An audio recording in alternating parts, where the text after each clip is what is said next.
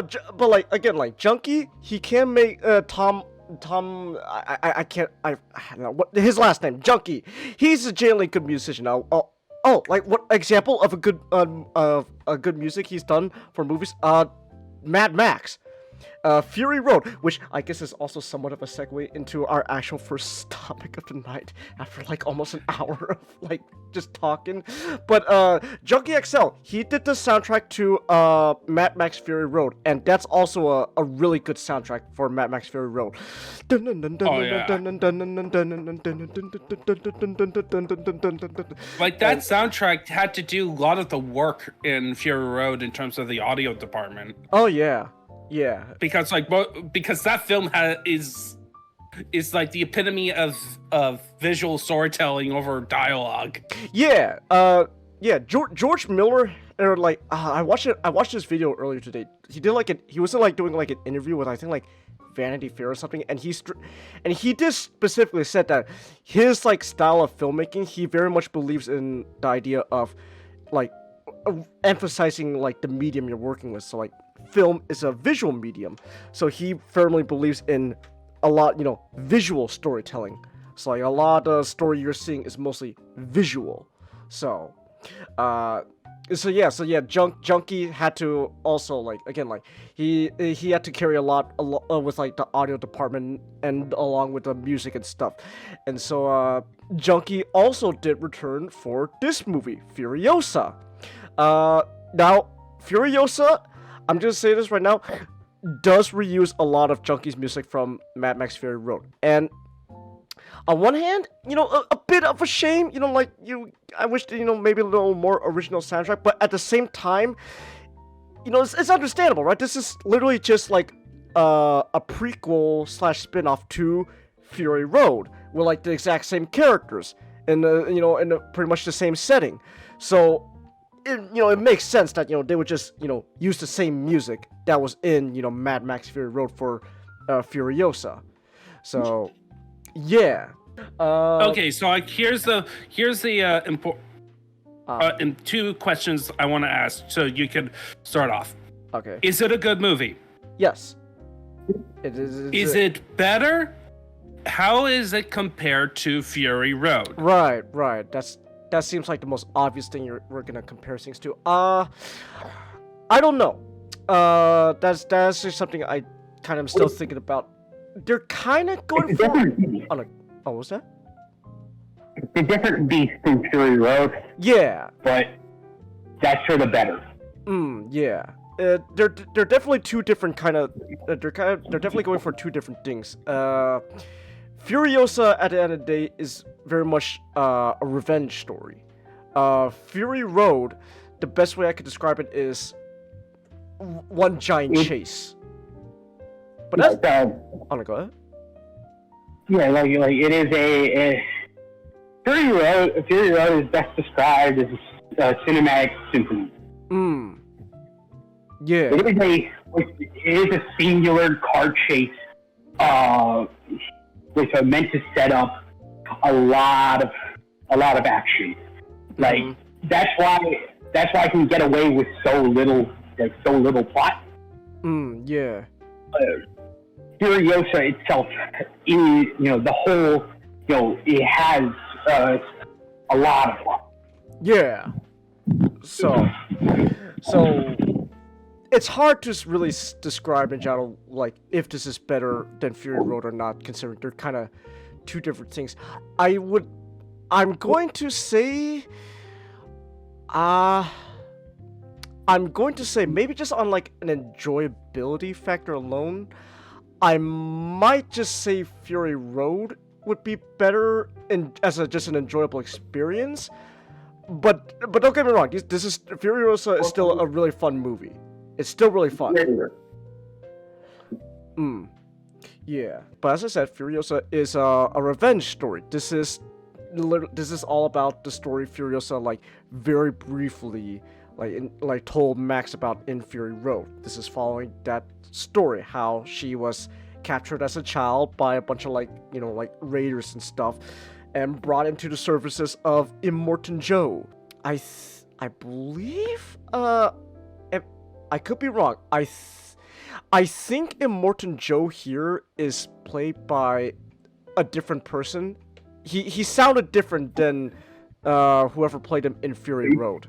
Hugh Brian Pine, the man who played him in Fury Road, who was also the first antagonist of the first Mad Max movie. He passed away in 2020. Oh no! Yeah. Oh, damn! I didn't know that. Okay. I just noticed like he sounded different than Immortan Joe did in Fury Road.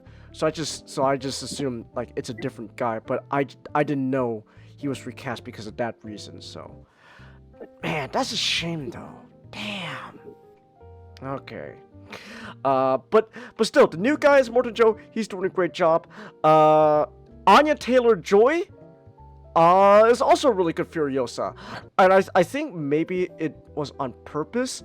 I feel like Charlize Theron and Anya Taylor-Joy kind of sort of have a different, like, how do I describe this, like, I don't know, maybe energy or something into how they approach Furiosa, and I would assume it's on purpose, like the idea of like Anya Taylor-Joy is playing a much younger Furiosa, while Charlize Theron is playing a much more older, grittier, angrier Furiosa. So there is that. But Anya Taylor-Joy is still really good as Furiosa. She's great. Funny enough, I found, Nick, you're gonna love this. I found out that so they do show Furiosa as a child, and the child actress who's playing on Furiosa is she's gonna be shot as a little she's gonna be the blonde little girl that's gonna get shot later this year in Sonic 3. The Santa performance though, I would have to say that honestly really that I was actually at first a little bit worried about, but honestly I'm very much pleased by is Chris Hemsworth as the warlord Dementis. And Chris Hemsworth, he is having the time of his life. It's great. Again, it's so fascinating to me how like you see all these actors who are like in the MCU, and they're just able to really put all of their like their actual like effort into all these roles that aren't just they're Marvel characters. I don't think Robert Downey Jr. is ever gonna come back as Iron Man unless Disney pays him a lot of money. They're gonna have to pay Tony. They're gonna have to pay him a lot of money to come back as Tony Stark, because what It's gonna be as rich as Tony Stark by the time Disney gets through. I know exactly. Like the dude was in an Oscar-winning movie. Like I don't think he's coming back to Marvel anytime soon. And so Chris Hemsworth, like when he's not playing Thor here, like he's actually like he's thriving. He's really doing a good job playing like this maniacal like kind of an idiot, but like that's kind of the point. Like throughout the movie, like Immortan Joe and everyone like always calls him like he's kind of a jackass, but like at the same time though he's not really. Because, like, there's also times where Chris Hemsworth's character, Dementis, has shown he's actually very clever with what he does. So, like, a lot of times, so, like, I don't want to spoil, but, like, towards, like, the third act of, like, the movie, like, when Immortan Joe finally decides, all right, I'm gonna team up with Furiosa to take down Dementis. Like, you could see how, like, there's actually a moment where, like, they're kind of playing this sort of, like, mind game sort of thing, like Immortan Joe, Dementis is he's doing this shit, and Immortan Joe's going like no, that's a distraction. He's trying to bait us. So you know what? Well, we'll pretend to take his bait, but then we'll really we'll handle him here. So like and then like how there's also another scene in the movie where one of Dementis' plan is literally a whole like Trojan horse sort of deal he came up with, and like how like, and then like the people, and then so like one of his like followers like, Dementus, the Trojan horse plan isn't working, and they're not falling for it, and so Dementus is like, fine, we're gonna have to make this real. Kill our guys on the Trojan horse. What? Do it. They'll make it believable. And so like Dementus' whole character really is like this like guy who's like he knows like this world is kind of like shit. It's gone to trash. So he's just trying to like make the best of it in his own like kind of fucked up way. Like in typical Psyker fashion, because he's gonna burn it. He's gonna leave this world with rock and roll. Like, cause just from the teddy bear he carries and all that stuff, you imagine, he's lost a ton of stuff. Yeah. So, like, he's just on a war path until someone finally puts him. Yeah.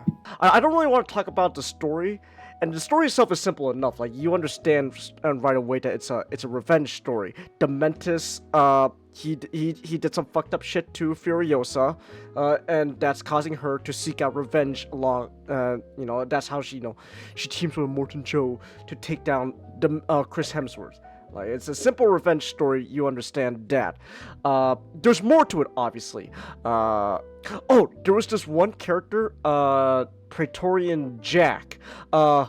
He's cool. He ends up forming this, like, very interesting kind of, like, it's not explicit, but you can tell, like, it's like sort of this like romance going on with Furiosa.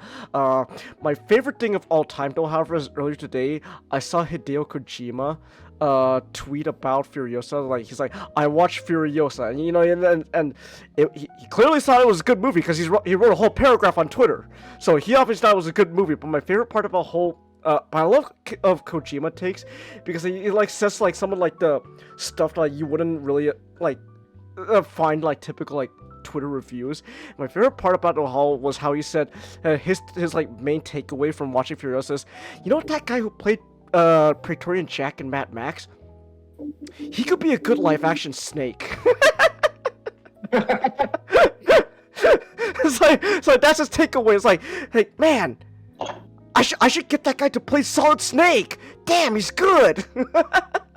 The movie itself is like, it's like 2.5 hours long, but honestly, it's another case of like, it's like one of the best 2.5 hours you're gonna ever have. Like, it doesn't, like, this movie does not waste, at least in my opinion, does not waste any second that it shows on screen. Every second something is happening that like is like important or like pushing the story forward, and it makes you really invested.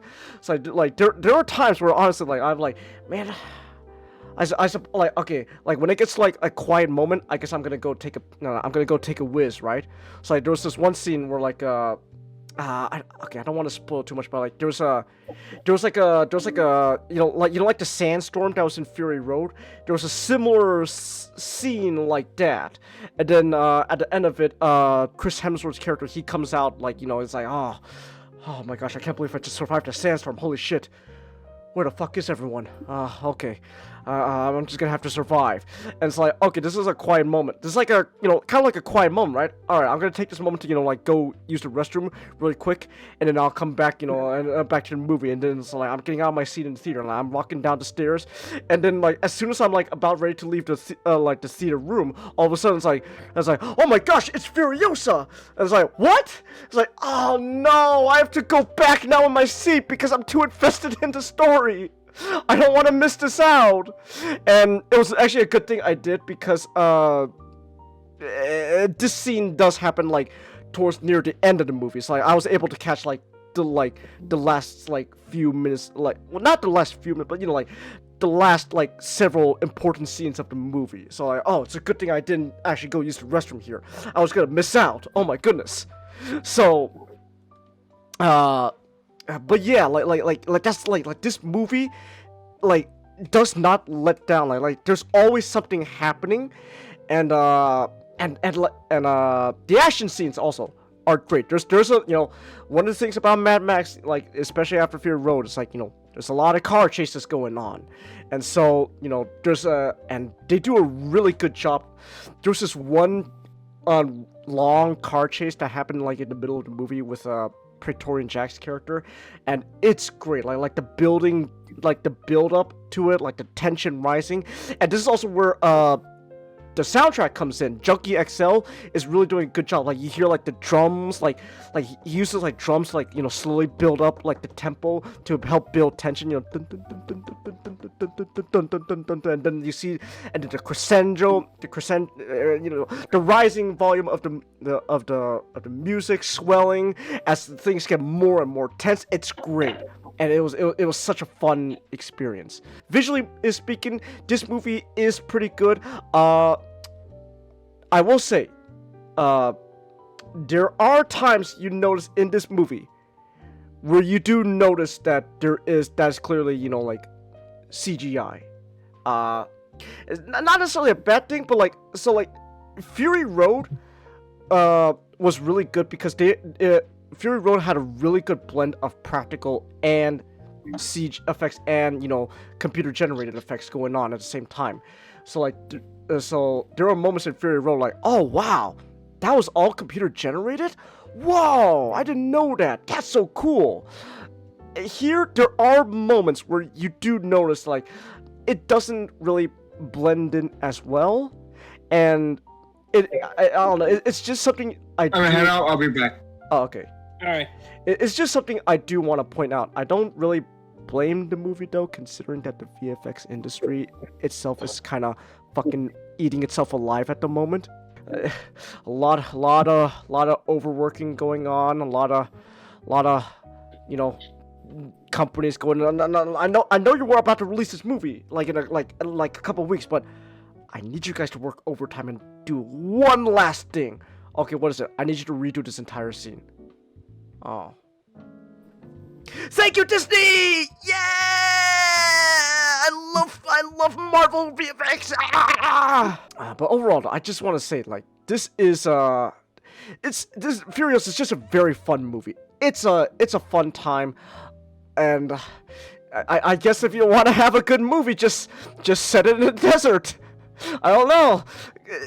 The best movies I've seen this year both just take place in the desert. With sand everywhere, so I guess maybe that's the key. Was the need truly Delisha Nagaib this whole time? Did he foresee things? Oh my gosh, we just have to set our movies in the desert. Oh, genius! I don't know. You see that's what would fix Civil War. If fucking what's his name? I forgot the director's name. Garland or something. That guy, the guy who made Ex Machina. If you just set Civil War and if you just turn America into like a desert apocalyptic wasteland, then that will make the movie better.